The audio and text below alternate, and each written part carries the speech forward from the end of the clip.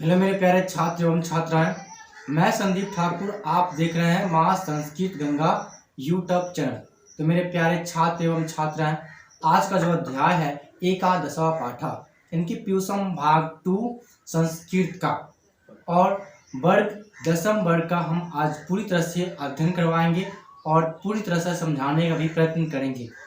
अगर जो भी तरह का दिक्कत हो या डाउट हो तो आप नीचे में कमेंट करके बेशक ही पूछ सकते हैं।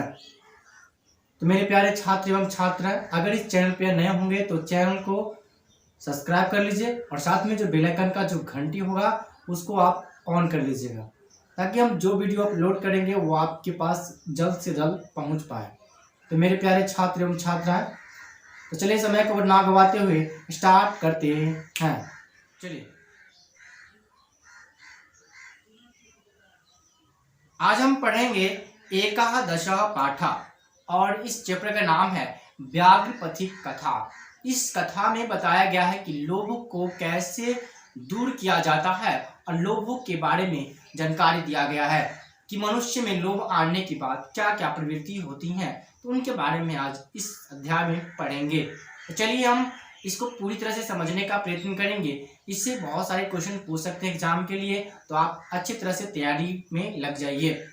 तो चलिए, समय को नहीं गंवाना है और इस टॉपिक पे बढ़ते हैं और अच्छी तरह से आप स्टेप बाय स्टेप को देखिए। बहुत ही रोचक मन है और बहुत ही मजेदार है।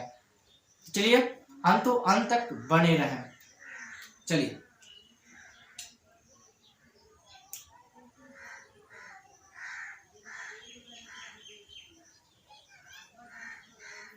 पाठ का जो नाम है वो है एकादशा पाठ, यानी कि सॉरी व्याघ्रपथि कथा, जो हम इसको पढ़ेंगे अच्छी तरह से। चलिए, अयम पाठ नारायण पंडित रचितस्य हितोपदेश नामकस्य नीति कथा ग्रंथस्य मित्र लाभ नामक खंडात संकलितः। कहता है कि अयम पाठ का मतलब होता है यह पाठ, और नारायण पंडित रचितस्य, नारायण पंडित द्वारा रचित, हितोपदेश नामकस्य, हितोपदेश नामक नीति कथा ग्रंथ, मतलब नीति कथा ग्रंथ के मित्र लाभ नामक खंडात, मित्र लाभक नाम से जो नामक जो खंडा संकलित है। मतलब इस पाठ में यह पाठ में बताया गया है, यह पाठ जो है नारायण पंडित द्वारा रचा गया है। तो कहेगा कि व्याघ्रपथिक कथा के लेखक कौन है, तो कहेंगे नारायण पंडित है। तो इन्होंने नारायण पंडित है, उन्होंने इस कथा को हितोपदेश नामक नीति कथा ग्रंथ को लेखक करता भी है और इन्होंने मित्र लाभक नामक से संकलित भी है। चलिए आगे बढ़ते हैं। हितोपदेश बालकानां मनोरंजनाय नीति शिक्षणाय च नाना कथाय पशु पक्षी संवर्धा श्रावितः।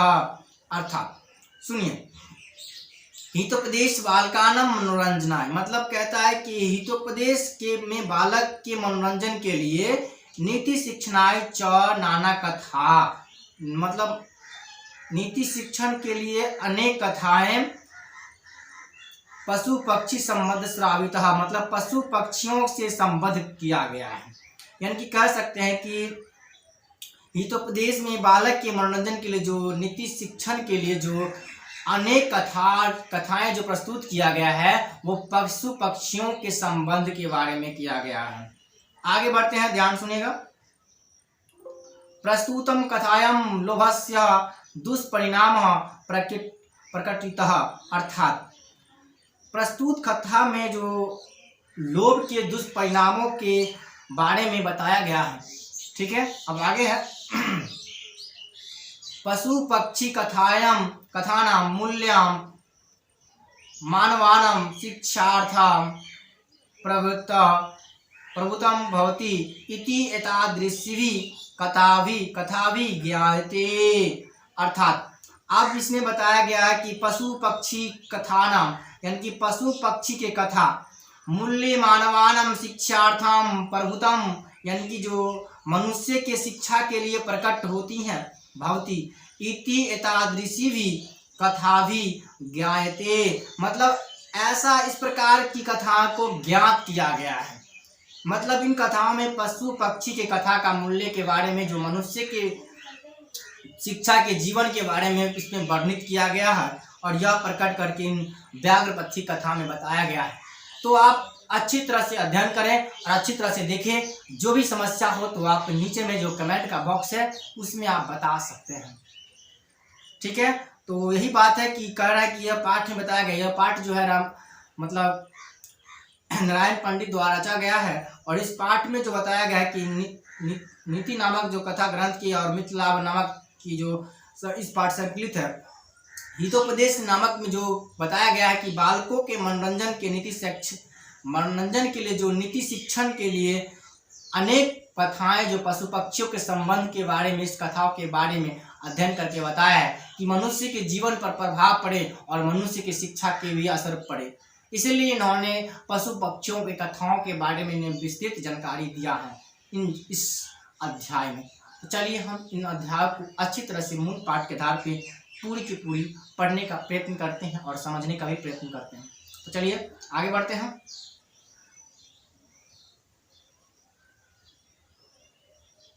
कश्चित वृद्ध व्याघ्र स्नातः कुशहस्तः स स्त्री ब्रूतो भो भो पंथा, अर्थात कह रहे हैं कि कश्चित वृद्ध व्याघ्र स्नातकः कुशहस्तः स स्त्री ब्रूतो भो भो पंथा, यानी कि जो कह रहे हैं कि कोई बूढ़ा बाघ स्नान कर हाथ में कुश लिए हुए क्या कर रहे हैं, तालाब के किनारे बोलता है।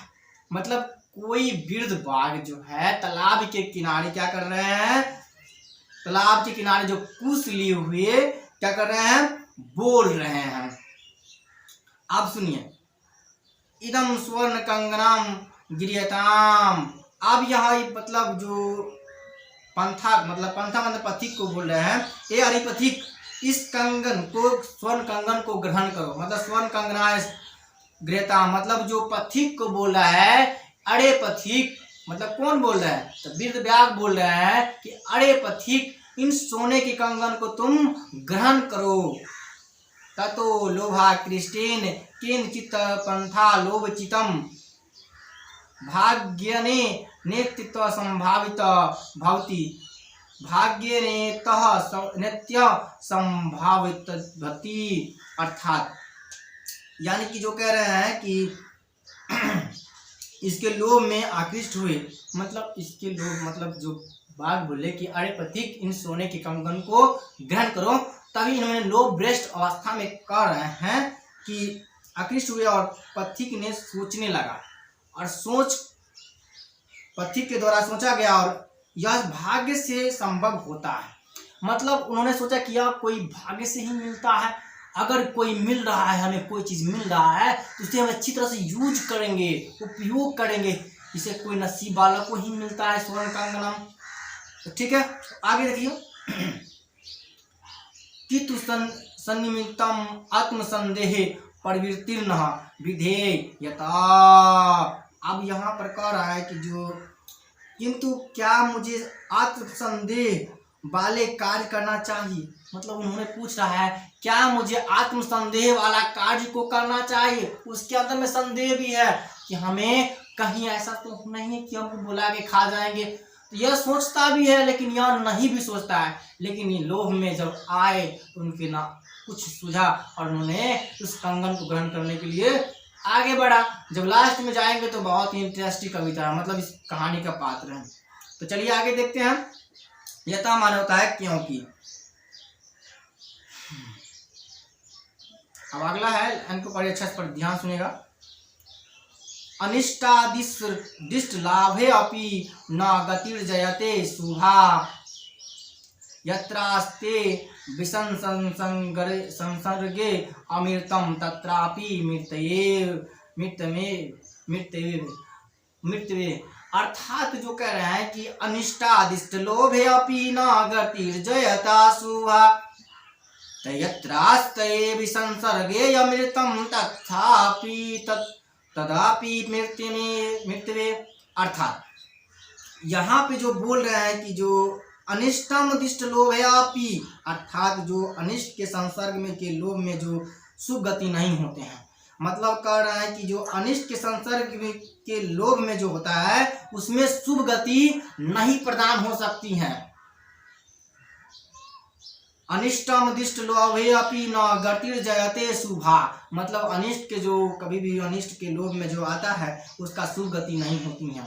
क्यों? यत्रास्ते संसर्गे अमृतम तथापि तदपि मृत्युमेव, अर्थात जो कह रहे हैं कि विष के संसर्ग में जो अमृत के होते हुए भी क्या करता है, मृत्यु का कारण बन जाता है।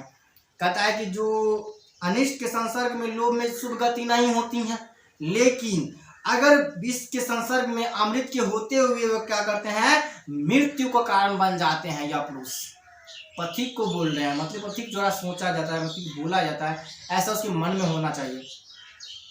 ठीक है, आगे बढ़ते हैं, अगला श्लोक हम ध्यान सुनेंगे। चलिए, किंतु सर्वत्र त्रयात्रा जने प्रवृत्ति संदेह एवं।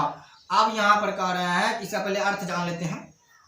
स्नातः का मतलब होता है नहाकर, और सरस्त्री माने होता है सरोवर के किनारे होता है, और पांथा का मतलब होता है कि पथिक होता है।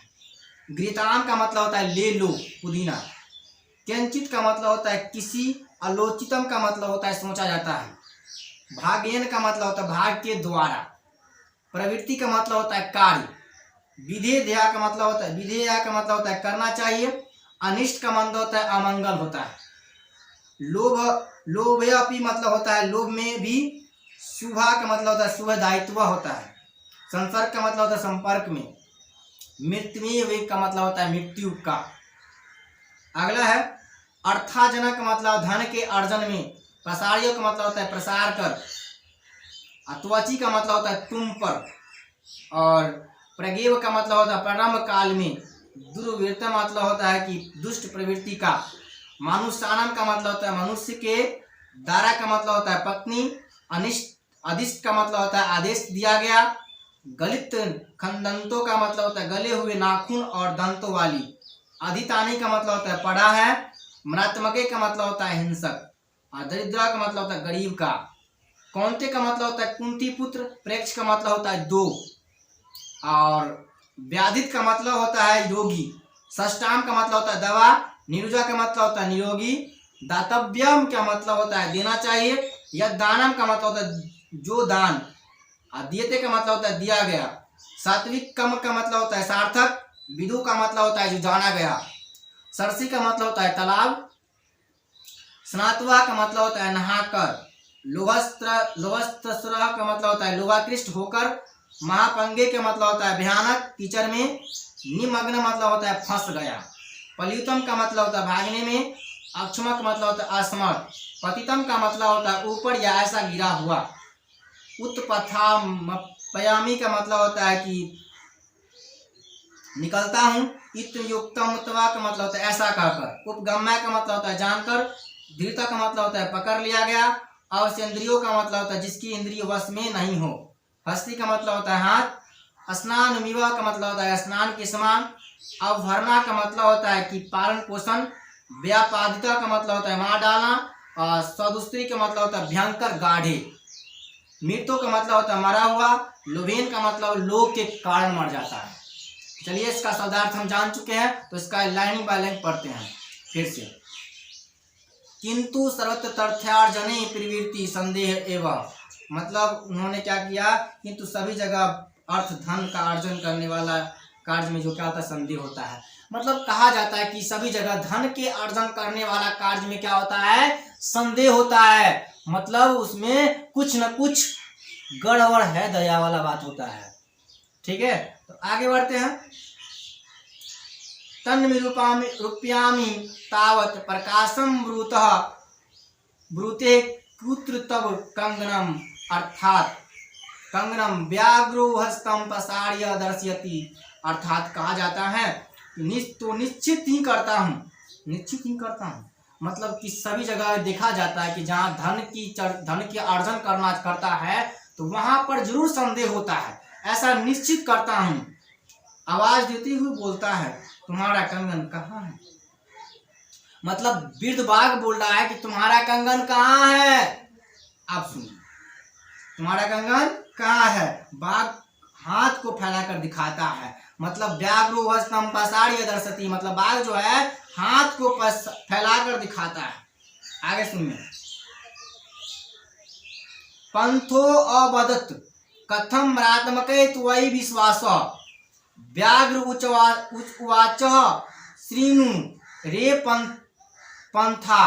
आप सुनिए, उन्होंने कहता है कि पति कहता है तुझ हिंसक पर विश्वास कैसे करूं, कथामरात्मके त्वयि विश्वास, मतलब तुझ हिंसक पर विश्वास कैसे करूं। बाघ बोला, मतलब व्याघ्र उवाच, मतलब व्याघ्र बोला श्रीनु रे पंथा, मतलब बाघ बोला सुनो रे पथिक, सुनो रे पंथा माने होता है पथिक, मतलब पथिक। अब आगे, प्रागेव यौवन दशायुत्मति दुर्वावृत्तम आसम, अर्थात अब यहाँ पर कहता है कि पहले जवानी के दिनों में अत्यंत ही दुराचारी था। बाघ बोल रहा है कि मैं जवानी के दिनों में अत्यंत दुराचारी था।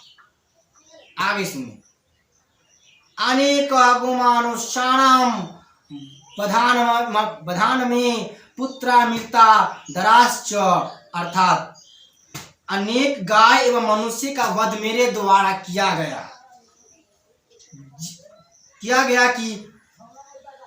जिसकी फलस्वरूप मेरे पुत्र और पत्नी क्या किया, मर गए, और मैं क्या हो गया, वंशहीन हो गया। मतलब कहता है कि मैं जवानी के दिनों में मैं अत्यंत दुराचारी था।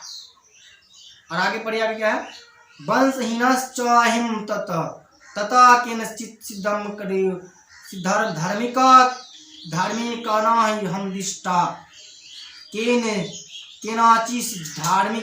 सिद्धं धार्मिका उद्यम हम अधिष्टम, अर्थात इन्होंने कहा है कि मेरे द्वारा अनेक गाय और मनुष्य का वध किया गया, और फल स्वरूप इनका परिणाम स्वरूप मेरे पुत्र और पत्नी और मेरा जो भी है पत्नी जो है वो मर गए, और मैं क्या हो गया, वंशहीन हो गया। इसके बाद किसी के द्वारा मैं आदेशित किया गया कि मैं दान धर्म आदि कार्य को करे,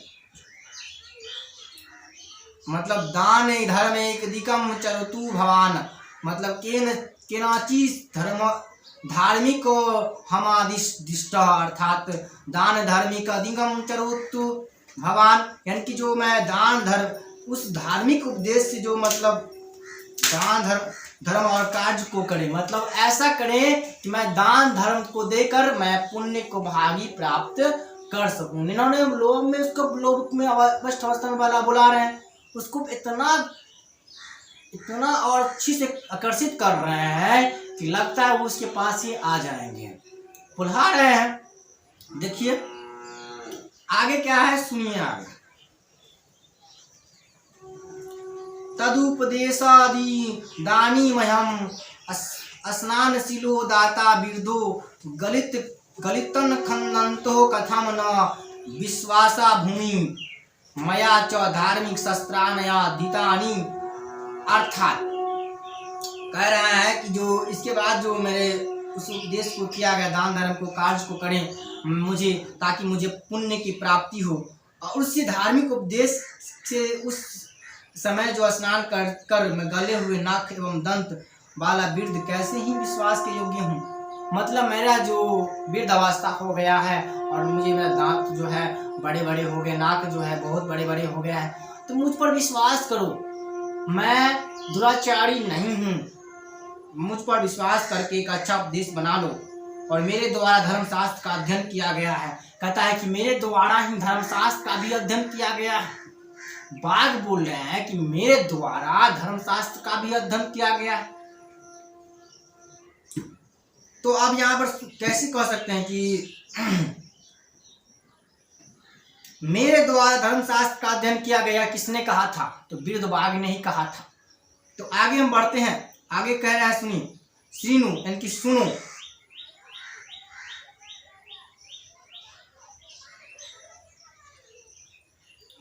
दरिद्राम्भ्र कौन्त्या माँ प्रयाच्छस्वरे धनम, अर्थात कह रहे हैं हे कौन्ते, गरीब को भर दो, दरिद्राम्बया कौन्त्या, मतलब गरीबों को भर दो।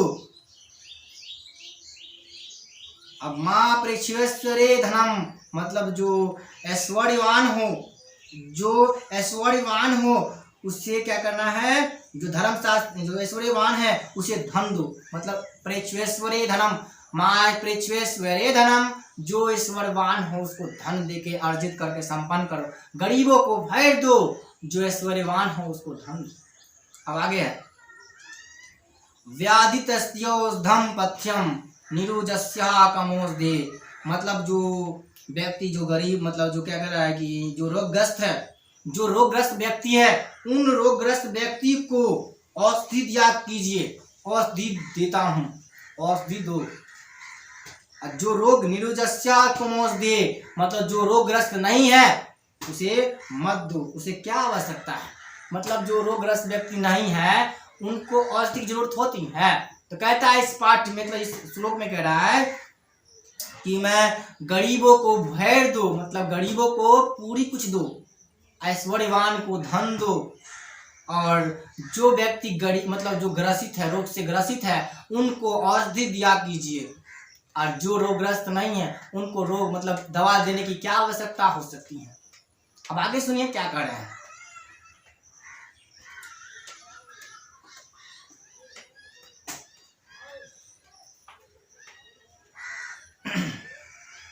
अन्यच, अन्यच का मतलब क्या होता है, मतलब होता है कि दूसरी भी। अब आगे सुनिए, दातव्यमिति यद्दानं दीयते अनुकरणकारिण देशे काले च पात्रे च तद्दानं सात्विकं विदु। कह रहा है दत्तव्यमिति यद्दानं दीयते अनुपकारिणे देशे काले च पात्रे च यद्दानं सात्विक विदु, अर्थात कहता है कि देने योग्य को दान को देना चाहिए, जो व्यक्ति दान के पात्र हो उसे दान की आवश्यकता होती है, उसे दान देना चाहिए, जिसे दान की आवश्यकता नहीं होती है उसे दान की कोई जरूरत नहीं होती है। तो आगे सुनिए, दत्तव्यमिति यद्दानम, जिसे दान की आवश्यकता हो उसे दान देना चाहिए। दीयते अनुपकारिणे, अर्थात जो जिससे कोई उपकार की आशा न किया जाए, मतलब जिसे कोई उपकार की आशा ना किया जाए उसे दान की आवश्यकता नहीं होती है, मतलब दान तो उसी को देना चाहिए जो उसके पात्र हो, दान के पात्र हो, सात्विक दान के पात्र हो। अब आगे सुनिए, और जो उपकार की आशा ना किया जाए उसको दान की आवश्यकता भी नहीं है। चलिए, देशे काले च पात्रे च यद्दानम सात्विकम विदु, अर्थात कह रहे हैं कि देश काल और पात्र के अनुसार जो दान किया जाता है, देश काल और पात्र के अनुसार जो दान किया जाता है उसे सात्विक दान कहा जाता है। देश काल और पात्र के अनुसार जो दान किया जाता है उसे सात्विक दान के रूप में प्रकट किया जाता है, यानी कि कहा जाता है। अब आगे सुनिए,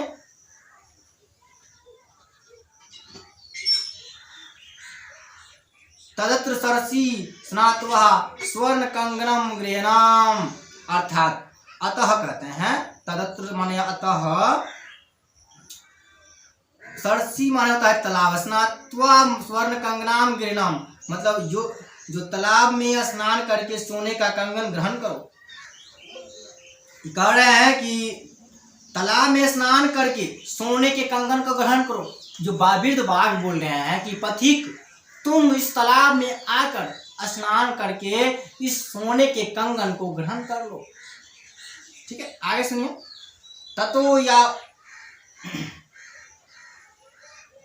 ततो यवदसो ददृचो प्रतीतो लोभास्त्र स्नातुम परवसति तावना महापंगे नियमग्नः पालयितुम मक्षम, अर्थात जो कहते हैं कि जो उन्होंने इसके बाद जो है वैसा पथिक जो है कपटी बाघ का वचन पर विश्वास करके लोभ से जो तालाब में स्नान करके लिए प्रवेश करता है, जब पथिक मतलब जो वृद्ध बाघ जो है उस कपटी के बाघ वृद्ध बाघ की बातों अनमोल वचन के कारण पथिक जो है उनके उस पर विश्वास किया, उसके वचन पर विश्वास किया। पथिक जो है वृद्ध बाघ के वचन पर विश्वास करके, और उन्होंने क्या किया, लोभ अवस्था में जाकर उन्होंने तालाब में स्नान करने के लिए प्रवेश करता है। वैसे ही महान कीचड़ में फंसकर भागने में असमर्थ हो जाता है। कहते हैं पंगे पतितम दृष्ट्वा व्याघ्रो अवदत् अयो महापंगे पतितो वसी अतस्त्वा महामुक्त्या प्यामी। अर्थात जो है उसमें जो फंस की, वैसी महान कीचड़ में जाकर फंस गया और वह भागने में क्या हुआ, असमर्थ हो गया। तब क्या किए सुनिए, इत्युक्त्वा शने शने रूपम गम्या तेन व्याघ्रेण धृता स पंथ्यो अचिंत्यत। अर्थात यहाँ पर जो व्याघ्र जो है मतलब घोर कीचड़ में जाकर फंस जाते हैं और वहाँ पे बोल रहे हैं कि जो असमर्थ हो जाते हैं, मतलब जब वृद्ध बाघ की बातों में आकर जो लोग मतलब उसके मीठे वचन में आकर पथिक जो है उसकी लोभ अवस्था में आकर उनकी बातों में फंस जाते हैं, तब जाकर उन्होंने एक तालाब में जाकर घोर कीचड़ में जाके दलदल में जाके फंस जाते हैं और वो भागने में क्या होता है, बिल्कुल असमर्थ हो जाते हैं। जिस कारण वह कीचड़ में गिरा हुआ देखकर बाघ बोला, तेन व्याघ्रेण धृतः स पंथ्यो अचिंत्यत। मतलब बोलता है, बाघ को बोलता है। ठीक है, अब आगे सुनिए।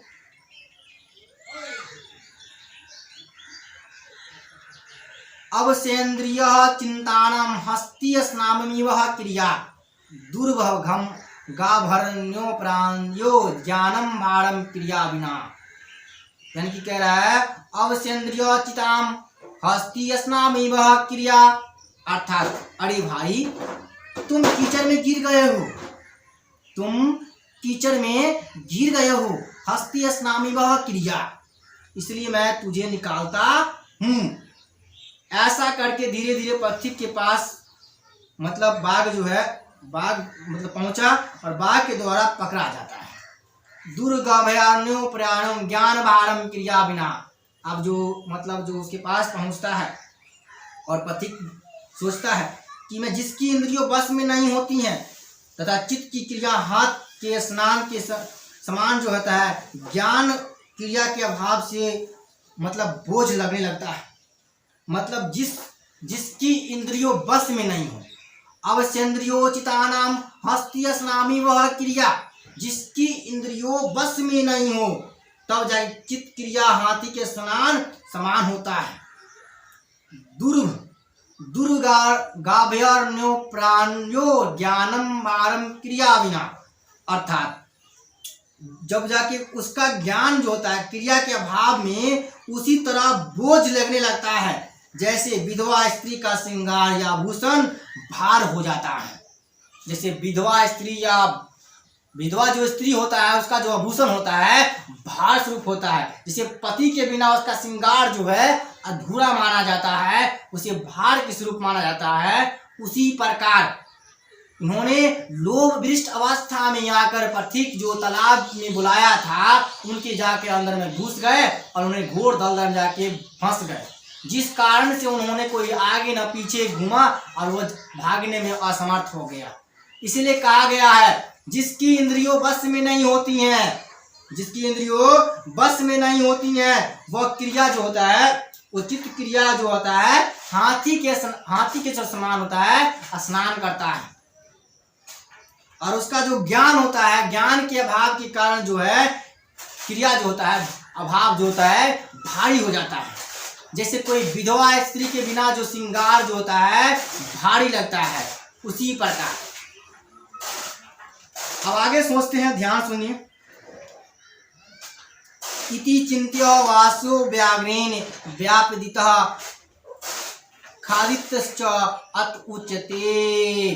अब सुनिए, अब ऐसा सोचते हुए वह पथिक बाघ के द्वारा मार कर खा लिया गया। अतः उच्यते मतलब इसलिए कहा जाता है, मतलब इति चिंत्य वास्य व्याघ्रान व्यापादितः खादितश्च। अर्थात ऐसा सोचते हुए जो वह पथिक वृद्धबाग के द्वारा मारा जाता।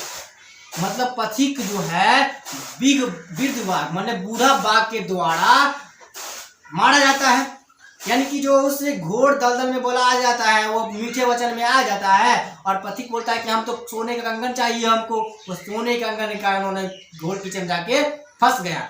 जिसके बाद उन्होंने क्या किया, वृद्ध बाघ ने उसे दांत में पकड़ा, सीधे अकड़ उकड़ के सीधे चीर फाड़ के बराबर कर दिया। उन्होंने इस प्रकार से उन्हें कब्जा करके उसे स्वाहा कर दिया। ठीक है, और वह जो है उसे मारकर खा लिया। अतः उच्यते अर्थात कहता है, इसलिए कहा जाता है कंगनस्य तु लोभेन मग्नः पंके सदुस्तरे वृद्ध व्याघ्रान संप्राप्त पथिक स मृतो यथा। अर्थात कहते हैं कि कंगनस्य तु लोभेन मग्ना पंके सदुस्तरे, कंगन के लोभ से अत्यंत कठिन कीचड़ में फंसा हुआ पथिक। अब कहते हैं वृद्ध व्याघ्रेण संप्राप्त पथिक स मृतो यथा, बूढ़े बाघ के द्वारा पकड़ कर मार दिया जाता है। मतलब जो कंगन के लोभ अवस्था में जब आते हैं पथिक, उस लोभभ्रष्ट अवस्था में उन्होंने तालाब में जाते हैं, और उन लोभभ्रष्ट अवस्था में उन्होंने क्या किया, सोने के कंगन ग्रहण करने के चक्कर में उन्होंने अपना जान को गंवा बैठा। इसलिए कहा जाता है उन्होंने कठिन कीचड़ में फंस जाता है, और वृद्ध बाघ जो उसे पकड़ता है चीर फाड़ के बराबर कर देते हैं। इस कहानी से हमें यह सीख मिलती है, कोई भी कार्य करने से पहले हमें लोभभ्रष्ट अवस्था में जाने से पहले उसे सोचना चाहिए, अपने अनुसार मत बुद्धि का इस्तेमाल करना चाहिए, ताकि जो कार्य हमारे सफल हो। इसी कहानी से हमें बहुत कुछ सीखने को मिलती है। इस कहानी का उद्देश्य यही है कि जो पथिक जो है सोने के कंगन को ग्रहण करने के चक्कर में उन्होंने अपना जान प्राण को त्याग दिए, और वृद्ध बाघ के द्वारा पथिक को मार डालना, यानी कि मार कर खा जाना। वृद्ध बाघ जो है पथिक को इतना खाया, दांत से चबा चबा के ग्रहण किया कि मत पूछिए। इस कहानी से आप बहुत कुछ सीखने को मिला है। तो मेरे प्यारे छात्र एवं छात्राएं, अगर इस चैनल पे अगर नए होंगे तो ध्यान सुन लीजिए, पहले सब्सक्राइब कर लीजिए, और साथ में जो बेल आइकन का घंटी है उसे ऑन कर लीजिए, साथ में ऑल नोटिफिकेशन का भी ऑन कर लीजिएगा, ताकि जो वीडियो हम अपलोड करेंगे वो आपके पास जल्द से जल्द पहुंच पाए। इतना थोड़ा सा आप काम कर लीजिए। तो मेरे प्यारे छात्र एवं छात्राएं, तो चलिए वीडियो आपको कैसा लगा आप कमेंट में बताएं। तो मिलते हैं नेक्स्ट वीडियो में, तब तक के लिए Jai Hind Jai Bharat. Thank you for watching my dear friends, love you, bye bye, Jai Hind.